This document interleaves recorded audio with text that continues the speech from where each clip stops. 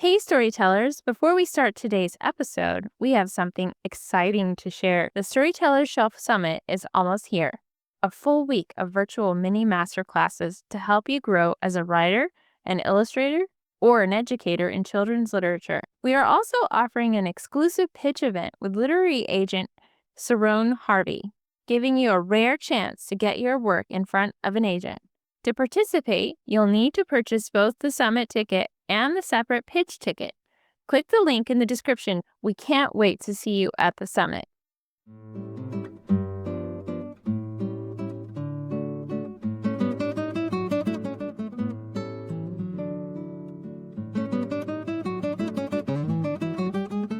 Hi, everyone, and welcome back to the Storyteller's Shelf.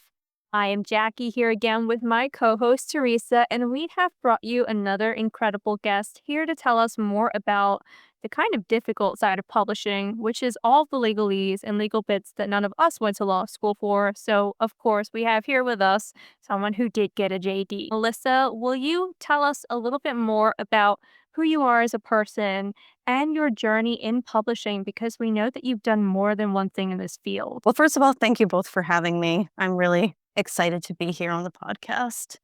So I didn't plan to work in publishing when I went to law school. I sort of it had never occurred to me to sort of combine. I always had a passion for books, obviously, but it never occurred to me to combine it with the legal education I was getting until I was going into my last year of law school. So I sort of had a lucky break that year. I was doing an internship during the summer, and a friend and a fellow intern mentioned that he used to work for a literary agent who was also an attorney. And my response was, "What's a literary agent?" I had never heard of an agent before. That was sort of, once I found out what an agent was and that there were jobs for lawyers in publishing, that there was no real looking back after that. It was thanks to him and thanks to all the people who I spoke with after that to give me this sort of crash course into this industry that I was trying to enter. So I owe it all to them. But after that, I started interning for a couple of agencies, and then I got my job at Beacon Press. And I still work at Beacon today, and I also have my own solo practice on the side called Literary Lawyer. That's amazing. I think that's something that when you start out, when you're in college, you think, okay, this is how it's going to be. But then you also pivot into other things. You've worn a lot of hats as an agent, a lawyer, contracts director. And for those that are unfamiliar with how publishing works behind the scenes, what exactly does a literary lawyer do? Good question. So, and also, this is hot off the presses, but it's going to be known soon that I'm adding a title at Beacon Press. I'm going to be contracts director and general counsel. So that's cool. Thank you. So the main parties who need legal services in publishing are obviously authors and agencies and publishers. I work with all three, but most of my clients in my practice are authors. So most of what I do every day, I work on contracts. So contract review and negotiation with all sorts of publishers, from Big Five to academic and university presses, hybrids. I review author agency agreements for authors who are fortunate enough to have an offer of representation.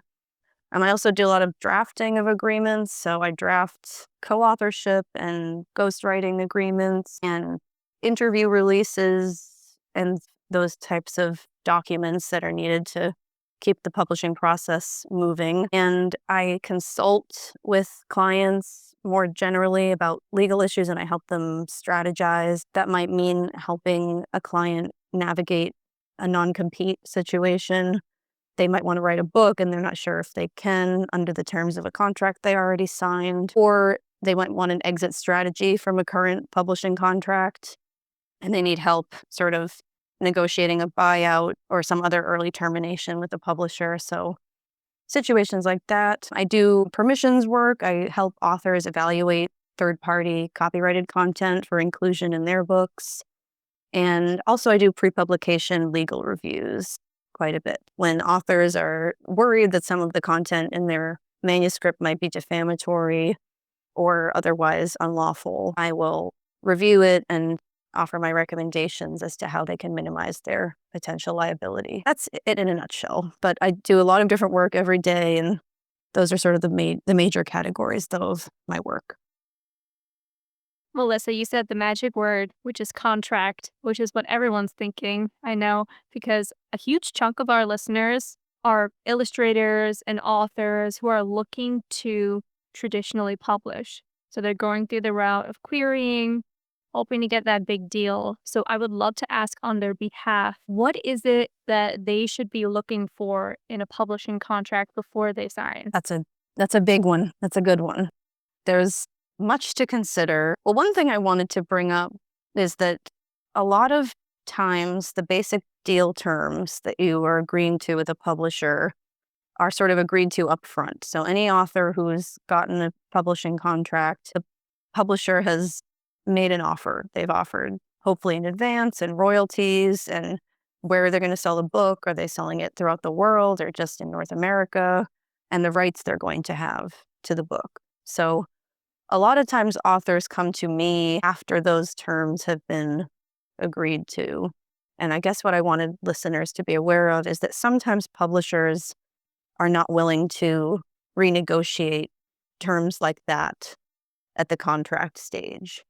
So it's sort of like a upfront, you have to do a preliminary negotiation of those core deal terms, because publishers don't like to reopen those types of terms later on. But once you're at the contract stage, there's a few categories that special attention should be paid to. In terms of royalties, that's a big one. The sort of biggest question is, are you getting paid based on a percentage of the list price of the book or a percentage of net receipts? So if it's net receipts, which is pretty common for smaller publishers, indie presses, you just need to make sure that there's a definition in the contract of net receipts so you can understand what the publisher is empowered to deduct from their revenue before calculating your royalties, because that can really impact the amount that you take home at the end of the day. Another big one is reversion. So understanding the term of the agreement you're signing. A lot of times it's term of copyright, which can feel quite overwhelming to some authors because that's your whole life plus 70 years. It's a long time. But most publishing contracts have ways to terminate earlier than your whole life plus 70 years. So that is an area that authors should pay attention to. For example, the out of print clause. There's almost always a clause that says that if sales of the book are low enough that the author can ask for their rights back.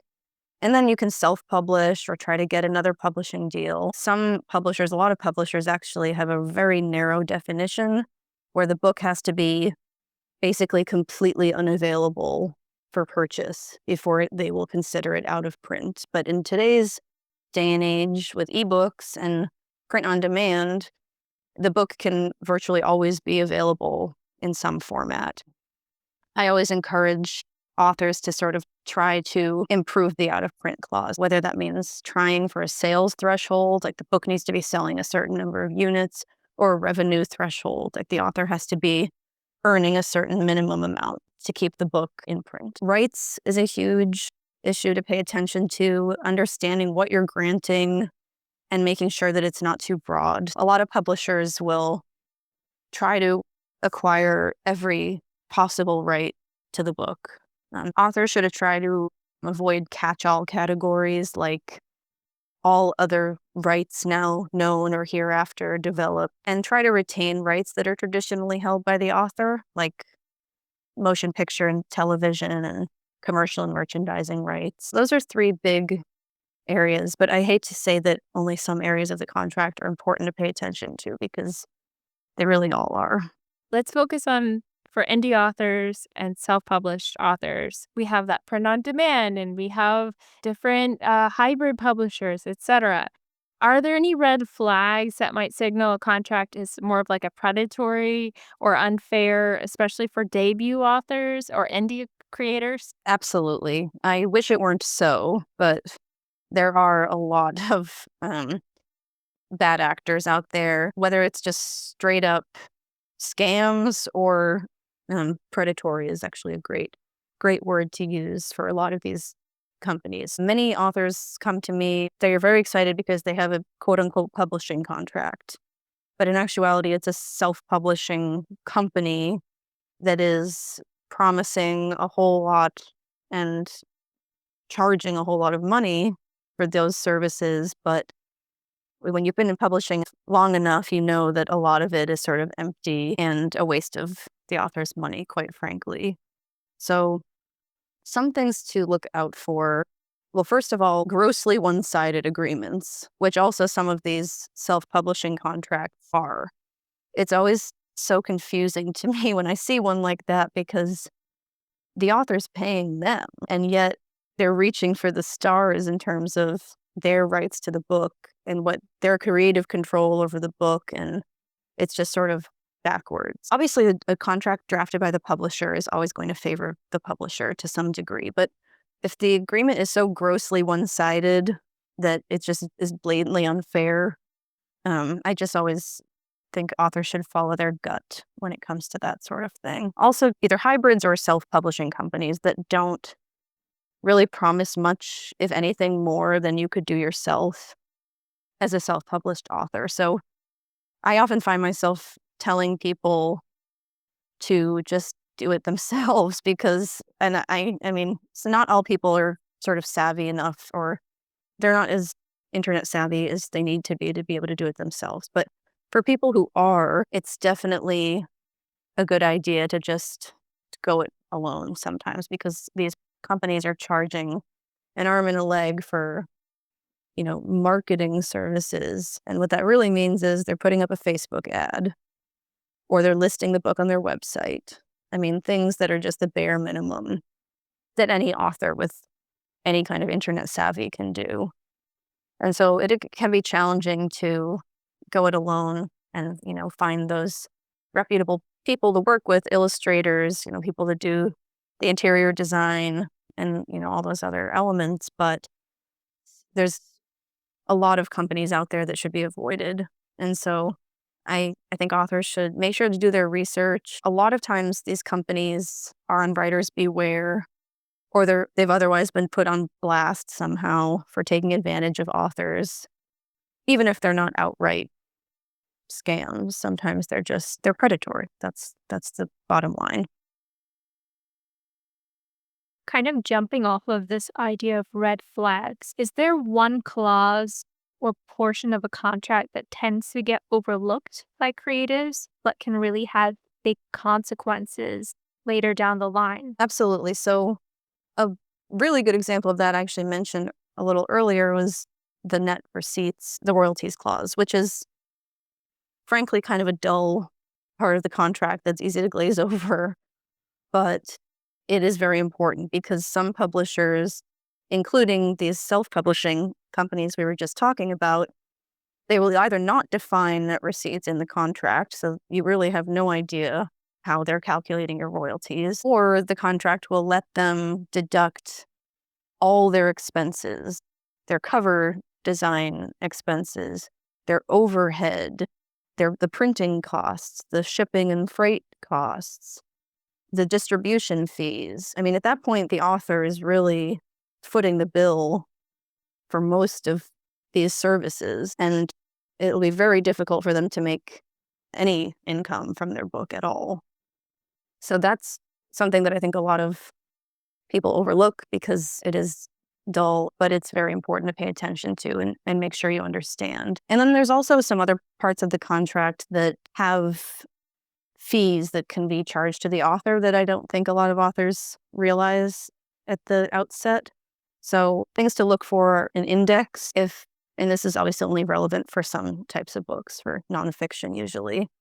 But if the publisher is empowered to add an index to the book, usually that's charged to the author, and it can actually add up to quite a bit of money. If there's a legal provision for a legal review in the contract, sometimes the publisher will try to put some of that cost onto the author or all of that cost onto the author, and that's within the publisher's sole discretion as to whether they're going to do the legal review that then the author's paying for. That's a big one. Another big area is revised editions.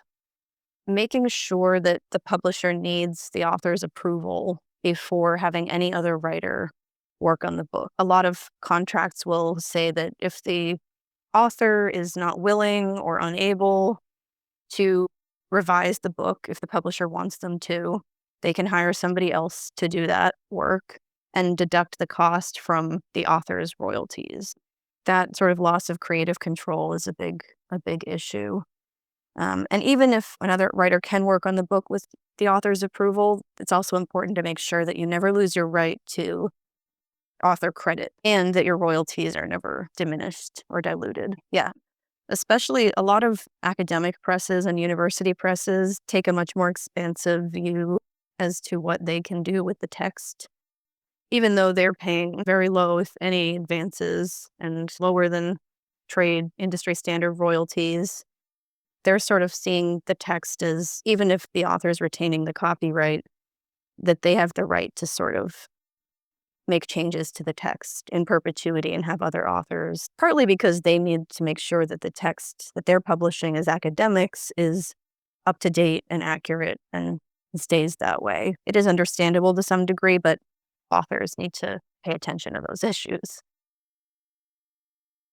That's great advice because you're looking at it on both sides. I think it's really important to understand that, sometimes it can be overwhelming, but we're going to turn to how to negotiate. And is it true that everything is negotiable? No. Everything is not negotiable, but more is negotiable than you might think. So a lot of authors are very hesitant to negotiate at all. They think that the publisher is going to say, never mind, I don't want to work with you any longer because they're paying. But that's just not true at all. Negotiation is a standard part of the process that all publishers expect. All reputable publishers expect, I should say.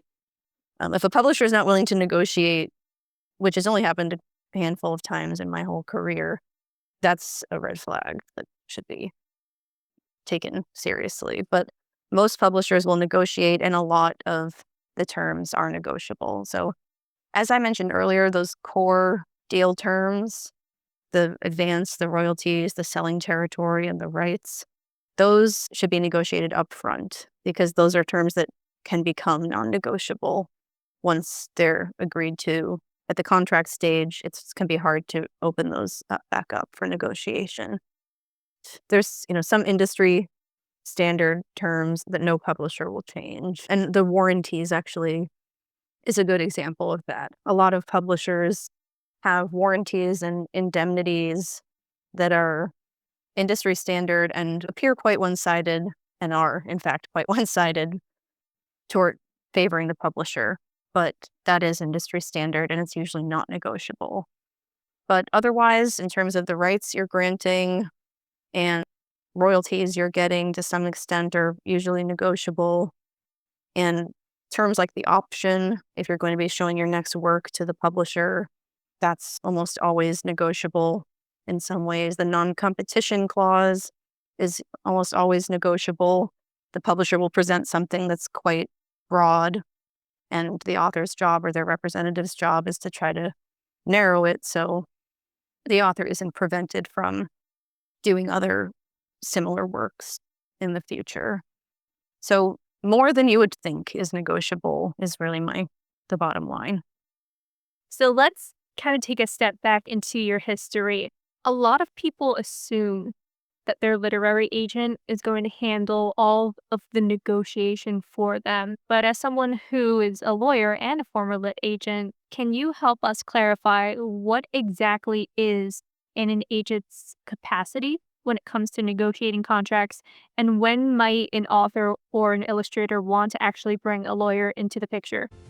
Hey, storytellers! If you're still juggling Word docs, sticky notes, and 47 browser tabs to keep your story straight, it's time to simplify your writing life. Meet Scrivener, the writing software built by writers for writers. Whether you're drafting a novel, a picture book, or even a dissertation, Scrivener helps you organize your scenes, research, and revisions all in one beautifully structured workspace. Many of our guests on the Storyteller's Shelf podcast have raved about Scrivener and how it completely changed their writing flow.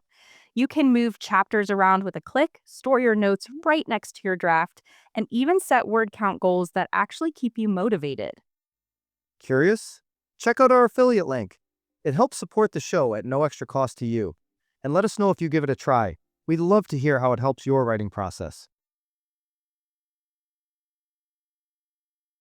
Definitely. So the biggest difference between agents and attorneys are that agents sell books to publishers.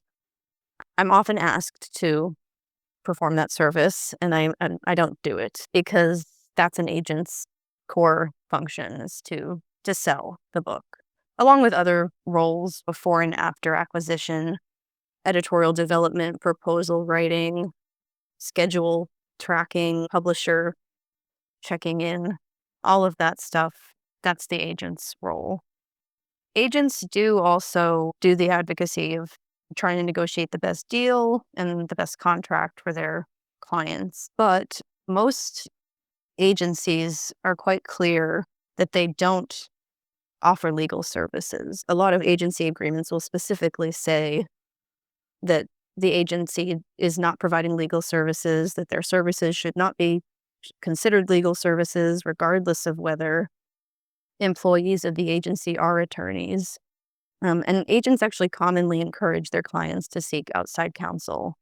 So I often work with agented authors, and whether that's because their agency told them they should seek outside counsel or they just want to be extra thorough, because a lot of agents are not attorneys and many agencies don't have attorneys on staff. And agents are great at understanding industry standards and they know what to ask for the most part. But first of all, it can't hurt to have an extra set of eyes. I work with authors who are agented by smaller agencies, but also the big commercial agencies. And there's always more to ask for that is not being asked for.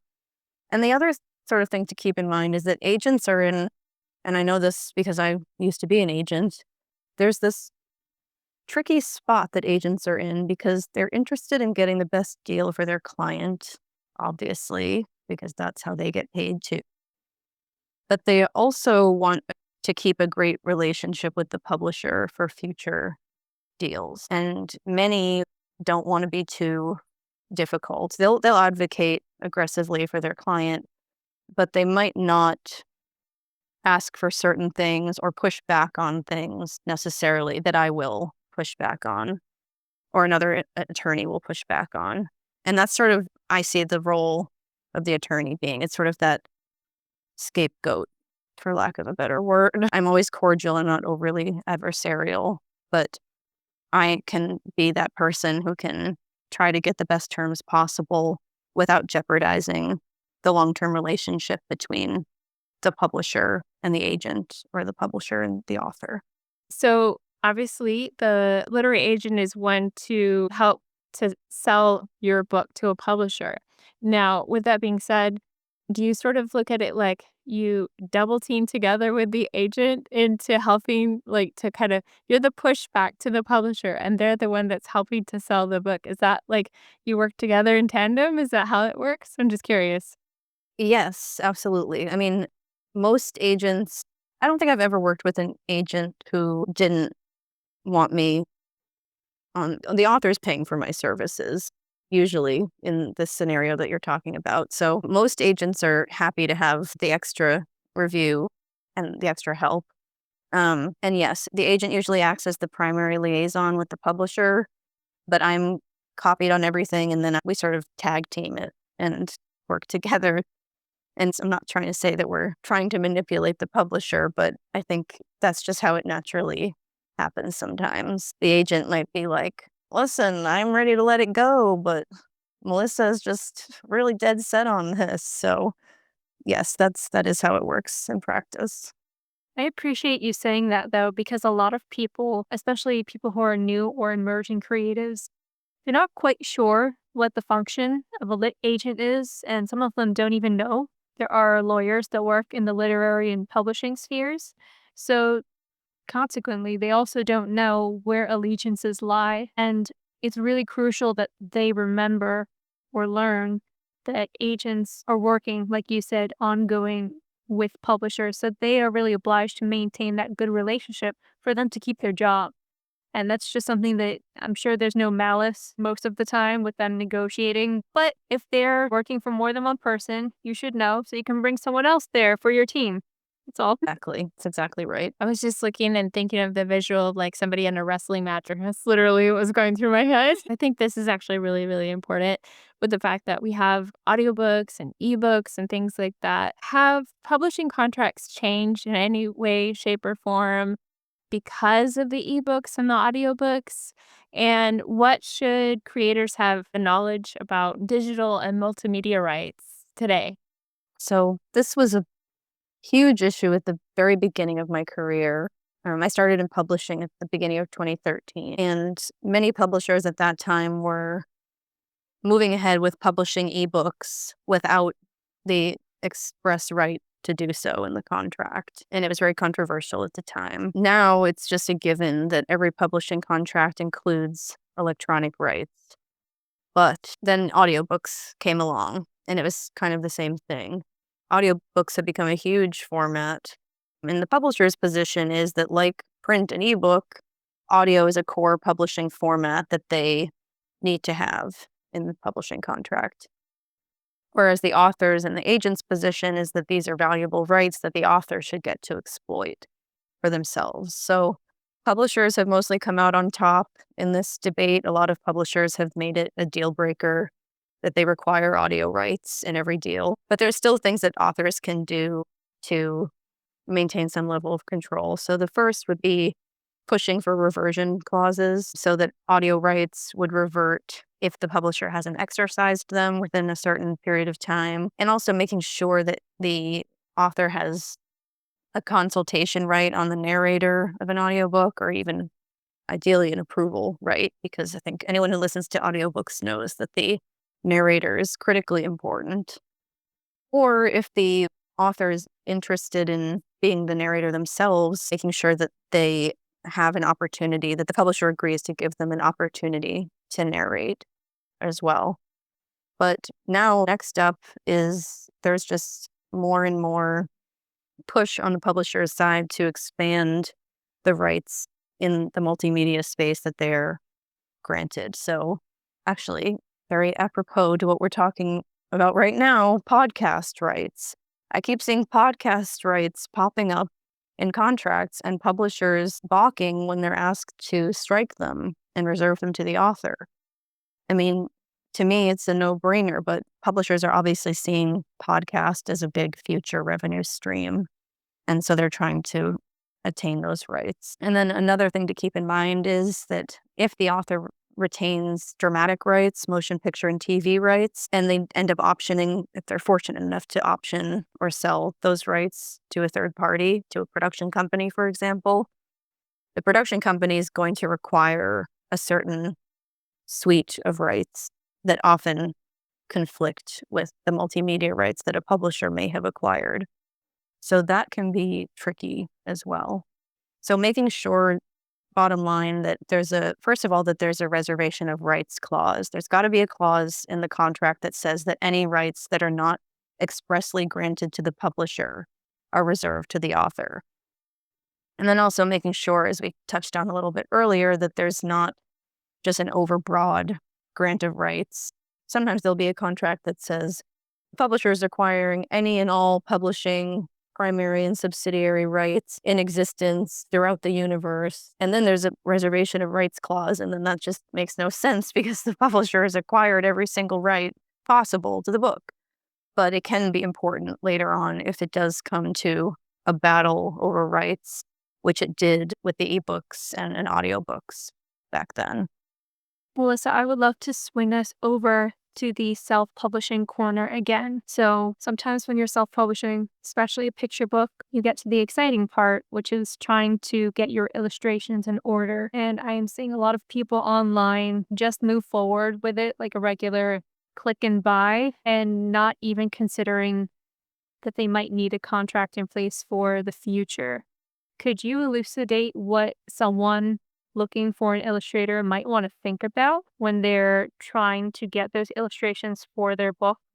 I work with a lot of authors who are in this situation that they've written a picture book, they want to self-publish it, they're looking for an illustrator, and they want an agreement, or an illustrator has provided them with a contract and they don't understand it, and they want to make sure that they understand it before moving forward.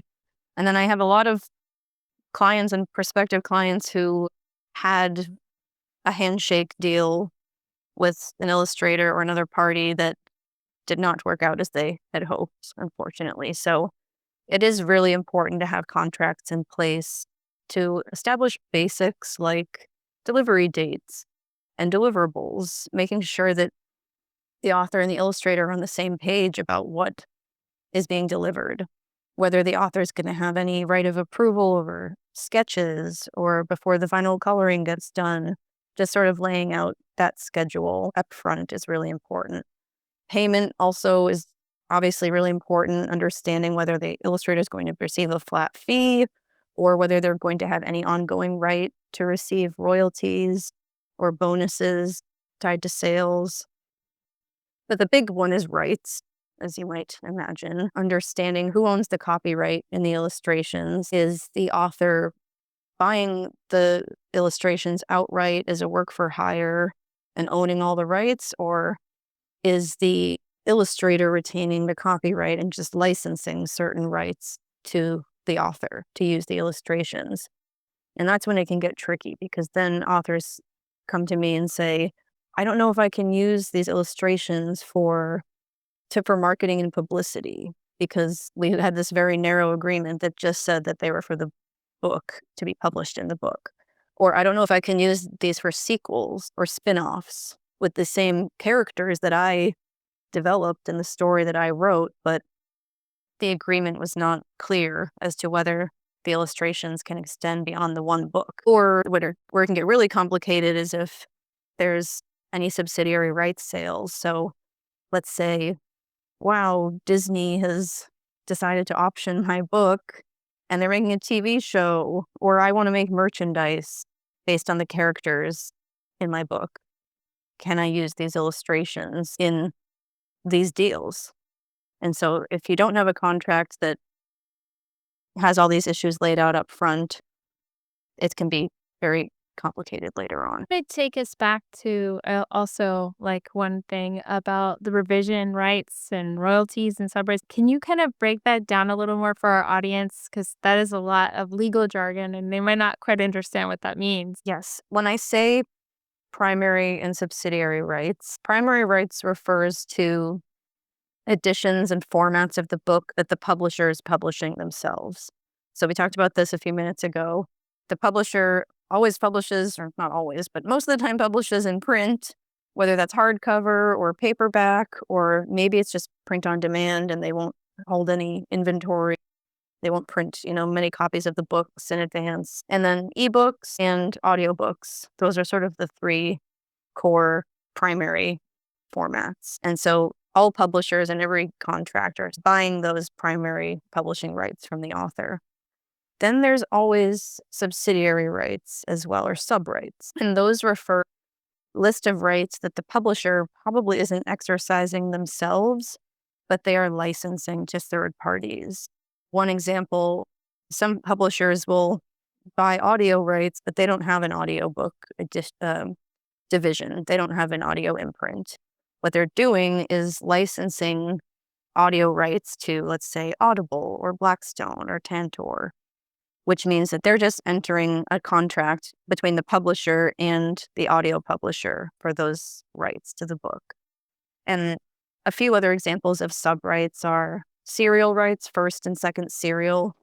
First serial means excerpts from the book that are printed in a periodical, let's say The Atlantic, before the book is published. So that's a great thing for everybody, because then audience for the book starts getting developed before publication even starts. Second serial is excerpts that are published in periodicals after publication, which is still great. It's just all good exposure for the book. Book club rights is another common subright. permissions, which means the publisher is granting third parties the right to publish excerpts from the book, not in periodicals, though usually it's like in textbooks or might be a chapter in an anthology. So permissions is a big one. Translation rights is a big one as well. A lot of publishers will buy world rights to the book, which means that they can publish the book anywhere. And they might distribute their English language edition of the book throughout the whole world, but they usually will try to license translation rights to foreign publishers. So they might license French rights to a French publisher or Spanish rights to a Spanish publisher. And then UK rights are also a big sub-right. So licensing an English language edition in the English-speaking world, in the British Commonwealth, really. So there's a whole bunch of sub-rights. And as I mentioned earlier, a lot of publishers will use this as an opportunity to kind of stick in a catch-all category that basically just says, and all other rights. And that could be tricky because, number one, the author can be giving up rights that they don't realize they're giving up or that might not even exist yet. A lot of publishers actually relied on clauses like that when they went ahead and published ebooks without the express right to do so. And then also, you're usually locked into a royalty as well if you do that, if you agree to that. So you might be agreeing to a 20% royalty upfront for a right that you don't know what is going to be worth down the line. So those are primary and subsidiary rights in a nutshell. So reversion basically refers to how to terminate the contract and get your rights back as an author to be able to republish or self-publish. So there's a few ways that your rights can revert. Number one, if the publisher doesn't publish on time, you got to make sure that the contract has a date by which the publisher has to publish the book. If it doesn't have a date, or if it's vague and it lets the publisher change the date at will, the publisher can delay publication indefinitely. And you might say, why would they do that? But it happens a lot. And I have to intervene on the author's behalf a lot to say, you haven't published and it's been 2 years and you haven't, done anything. It happens more often than you might think. So making sure that there's a date, and if the publisher doesn't stick to it, then you can terminate and get your rights back and try again with a different publisher. Or you can usually get your rights back if the book goes out of print, which we talked about earlier. And then sometimes there's a default clause, which I always try to stick into a contract, which says that if the publisher doesn't pay you on time, or if they don't deliver your royalty statements on time, they'll have a certain amount of time to fix the problem or to cure it. But if they don't, then you can get your rights back. So there's usually a few ways that you can revert rights earlier. So yeah, it's very helpful because you're realizing there's a lot more to a contract than just, oh, let me sign right here. Like, it's more than just that. And I think it's great that you broke it down in the way you broke it down, because it helps people to be able to not only have someone else in our corner, right, but also to advocate for ourselves and be like, no. What's this about this ebook going on here? Before we do any signing, let's, renegotiate. I think we as authors, we're just so excited that someone has taken an interest in our work. Right? Then we're not looking at, oh, do I need to change this? I don't want to be that person, a sort of Karen, so to speak, for the author world. But I think it's important to have that voice and also to have somebody. Basically, to break this down for our audience, make sure to get yourself a literary lawyer like Melissa, and she'll be there and in your corner and making sure that everything is fair for you as an author working with a publisher. Also, if you don't want to get a literary attorney, this whole thing isn't just a plug to come to me or come to a different literary attorney. There are also a lot of great resources online. The Authors Guild is an amazing resource, and there's a ton of articles explaining all these different parts of the publishing contract, and it can be a bit of a slog to get through it, but the information is out there, and attainable to authors. One thing I will mention, though, this is a little controversial, I guess, but the Authors Guild has a model publishing contract. I hope they don't come at me with torches for this, but I don't like it because it's not realistic in my experience, in my practice. It's basically the fantasy contract.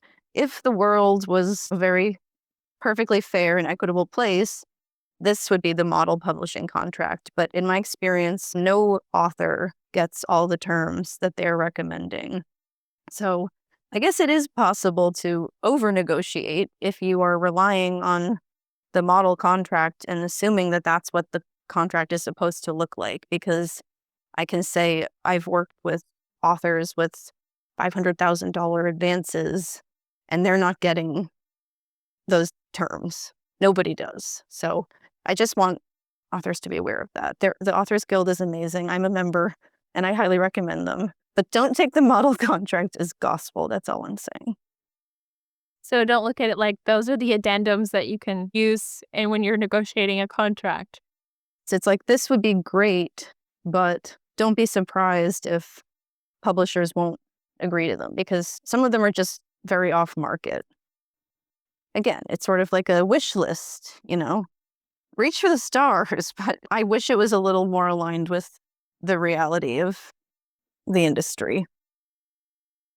Melissa, this has been just a fantastic interview because you were so real with us. You were kind of playing professor for us, which we really, really appreciate because, like we said, a lot of us are starting from zero when it comes to legal terms. But we want to thank you for being here with us. And we want to tell our listeners that although this was not a plug, Melissa said we would really appreciate it if you go to our website, thestorytellershelfpodcast.com, episodic calendar page, click on Melissa's name, and please go support her and find out what she's doing. You can see her website and all her social media. And I would love it if somebody reaches out to her and you let us know that you found her through the podcast. Yes, Melissa, thank you so much for helping us to decode the fine print. This was very practical and it was fully packed and it was very empowering for us as authors as well. And we're going to take that and we are going to take it to gospel. But for our listeners and from classroom educators, we're going to take this as to heart to what you just said. And we're very appreciative of you coming on today. Thank you. I'm very appreciative of both of you. I loved chatting with you and glad that you got something out of it. And I hope the listeners do too. Thank you for watching the Storyteller's Shelf podcast. If you enjoyed this episode, be sure to like, share, and subscribe so you never miss new insights from emerging authors, illustrators, and publishing professionals. Your support truly helps our show grow. And if you'd like to support us directly, visit our Ko-fi page and click Buy Me a Ko-fi. Thanks again for tuning in.